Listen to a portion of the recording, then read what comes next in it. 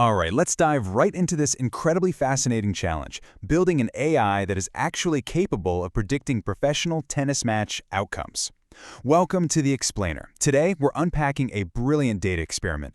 We're bridging the gap between raw, on-the-court sports stats and predictive machine learning. Seriously, we're going to explore how we can teach a computer to understand the game of tennis so well that it can literally forecast the future.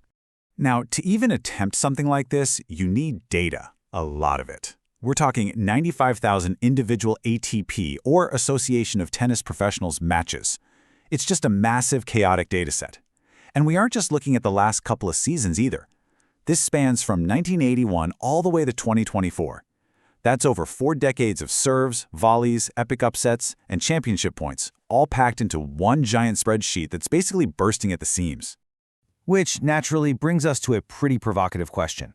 Can we actually use all this historical data to build an AI that predicts the future of sports? It's kind of the ultimate mystery to mastery journey, right?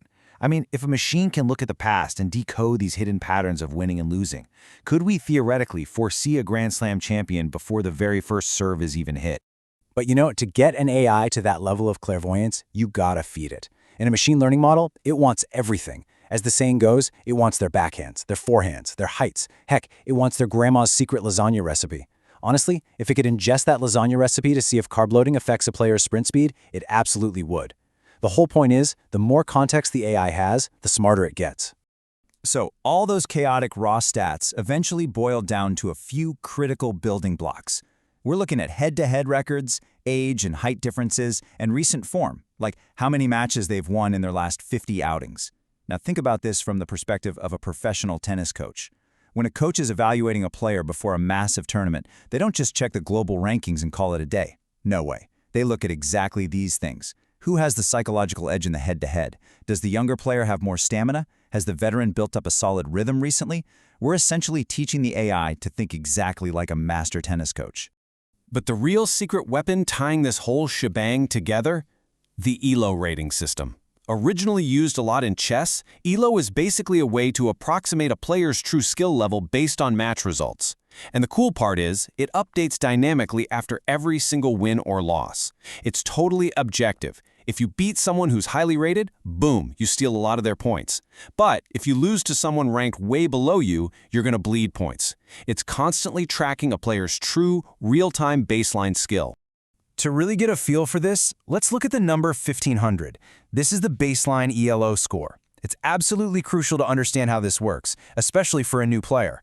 When a rookie first steps onto the professional tour, they get this completely average, humble baseline score of 1500.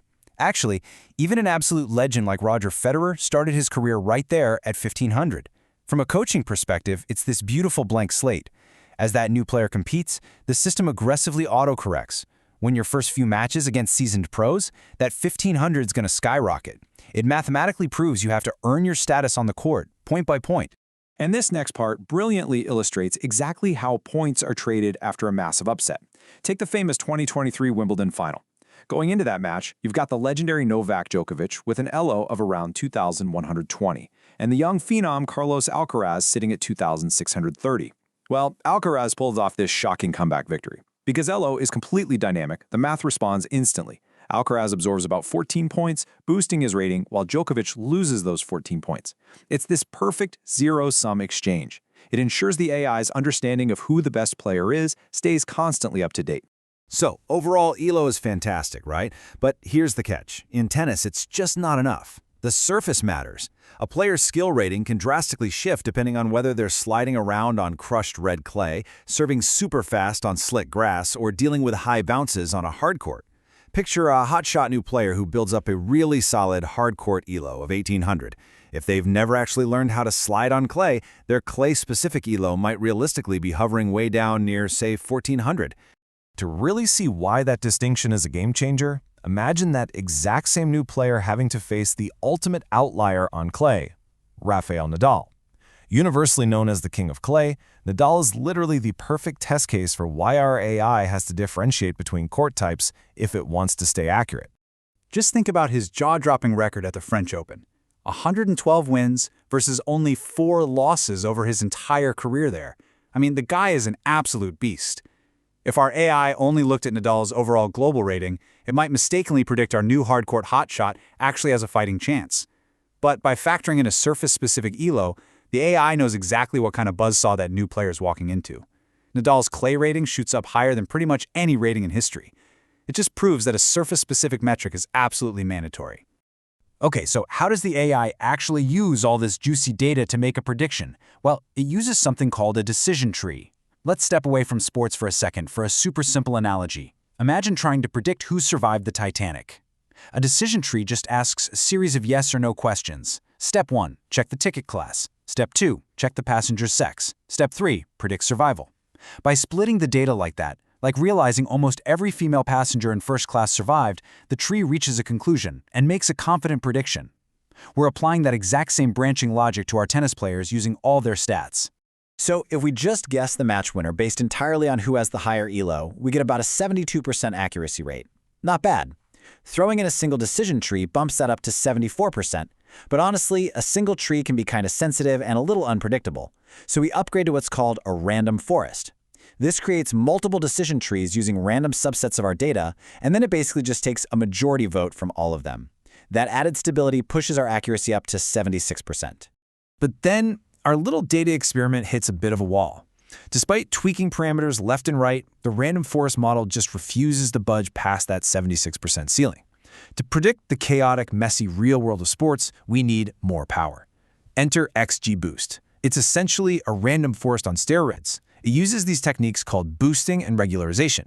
That's really just a fancy way of saying it forces the AI to learn from its past mistakes instead of just memorizing the data. It keeps the model incredibly sharp and highly optimized. And boom, there it is. By feeding our XGBoost algorithm with the surface difference, the ELO, and the total ELO data, the model leaps to a staggering 85% predictive accuracy. Think about that for a second. In the highly unpredictable world of professional sports, where a twisted ankle or just a bad night's sleep can completely change a game, an 85% success rate over tens of thousands of matches? That is practically a superpower. Now for the final test, predicting the 2024 Australian Open. Because, let's be real, it's one thing to get high accuracy on historical data the AI has already studied, right? It's another thing entirely to test it on a brand new, live tournament. Out of the 116 matches analyzed during the tournament, the model made 99 correct predictions and got only 17 wrong. That translates flawlessly to that 85% accuracy rate. It proves the model wasn't just some fluke, it actually works on live, future events. But wait, here is the absolute crowning achievement of this whole thing. During that 2024 Australian Open, the AI flawlessly predicted Jannik Sinner's championship run. And I don't just mean it predicted he'd do well. The algorithm mathematically calculated that Sinner would win every single one of his matches, all the way to taking the Grand Slam title without missing a beat. It literally spotted the champion hidden in the data long before the trophy was ever lifted. Which leaves us with this really fun, kind of wild thought to chew on. If a machine learning model built on ELO ratings and historic match data can achieve 85% accuracy and perfectly call a Grand Slam winner, could AI predict the next Wimbledon champion right now? It completely changes how we look at sports, right? Taking it from a game of pure unpredictability to this incredibly fascinating puzzle of data and probabilities. Thanks so much for joining me on this explainer. Keep asking those big questions, and I'll catch you on the next one.